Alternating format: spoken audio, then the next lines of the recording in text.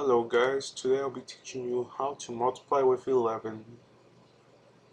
The uh, tip, trick or concept or whatever you want to call it. So now let's see how this works. Okay, so the normal way of multiplying 45 times 11. First you get the 45 and the 45 plus a 0 since you're multiplying by 1 each time, and then you just get this. This looks interesting. How about we represent it with letters now? So let's say instead of 45 we have AB, and we're multiplying by 11.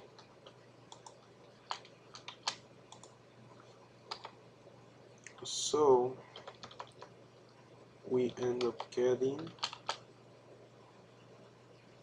A and B, A and B, and a 0. So it's just A, your middle number is A plus B, and your third number is B. This is not algebra notation, it's just like stupid notation. A represents the 10th digits place number and B the 1st digits place.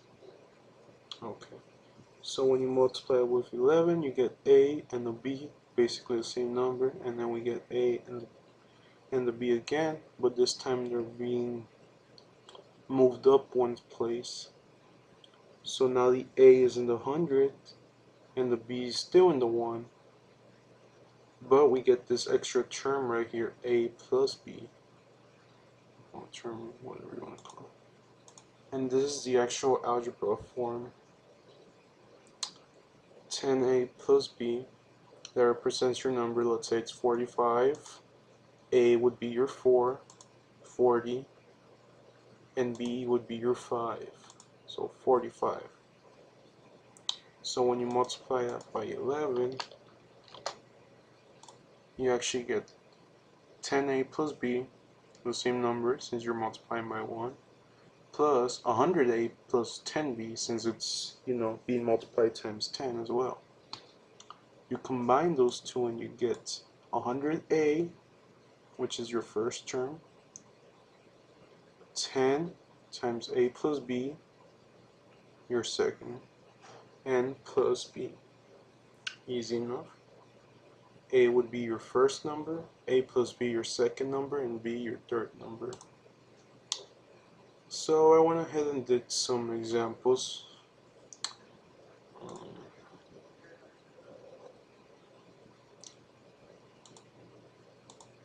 I'm probably going to do some more.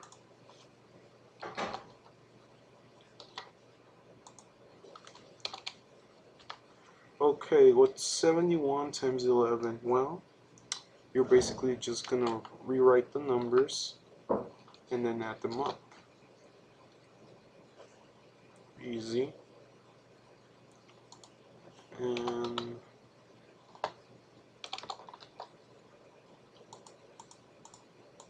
what's 54 times 11? Well, 5 plus 4, 9, and then the 4.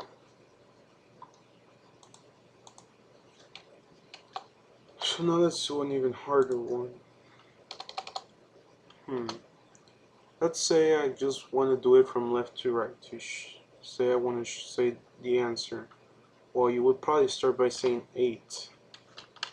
And then you'd be like, wait, uh-oh, there's a 16 in the middle. And the last number, of course, is a 8. But that's 16, remember, that's has a remainder or whatever. And that 8 becomes a 9. Okay, easy enough, I hope. Or maybe not. So now let's say you want to go on, multiply with 3-digit numbers. Let me actually get another example,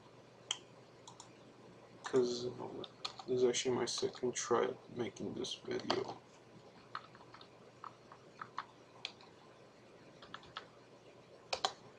Okay, so what's 1 plus nothing, 1.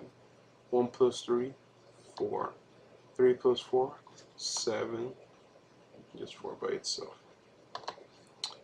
So basically you're doing the same thing, but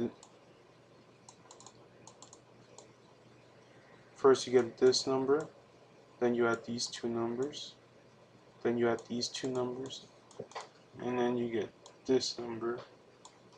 So it's like sort of a wave that's going to the right. And remember, since you're multiplying by a number greater than 10, you're always going to get one digit higher. So this has 3 digits, so the answer is going to have 4. Okay, so now let's multiply this, which represents 134. Remember, your first digit times, this is your 1, this is your 3, this is your 4. So now we multiply times 11 and we actually get this. The first term and the first and last numbers, they won't change. They're still the first and last numbers. But the middle ones, it's A plus B, then B plus C. So it's basically the same procedures. Oh, wait a minute. Why did I put D? So you're basically adding numbers 2 at a time that are adjacent to each other from left to right. Hope that makes sense. Now let me actually,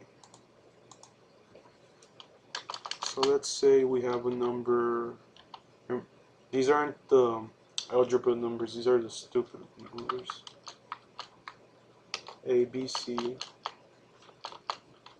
times 11, should probably put times here.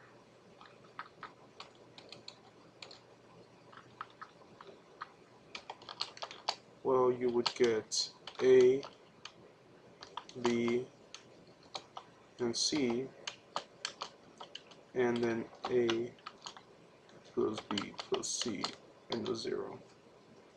And when you add these two, you get A plus B,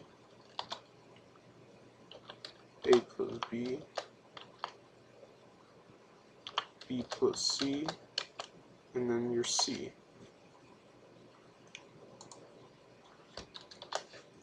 Which is exactly what this is saying.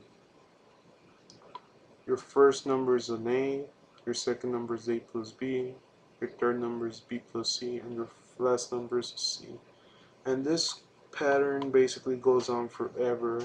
Hopefully you guys understand at this point.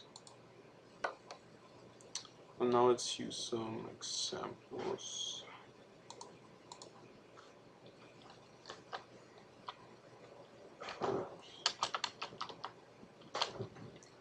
So your first number is a 5.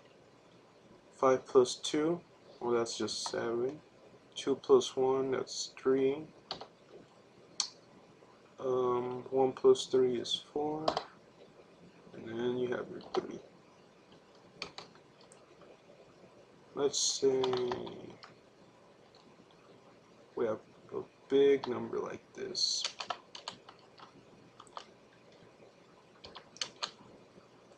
So it would probably be better to start from the right to the left if you don't want to mess up. So it'd be a 7. 9 plus 7 is 16. 6, carry the 1. 9 plus 8. 17 plus 1, 18. So you carry the 1. 8 plus 9 again. That's 17. 17 plus 1, 18. Carry the 1 again. And then 9 plus 1.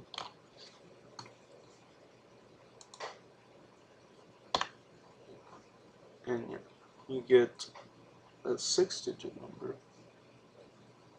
So yeah, when there's a bunch of high tier numbers like 7, 8, 9, you're probably going to struggle a little bit, but it's basically the same thing as long as you remember about your remainders and all that.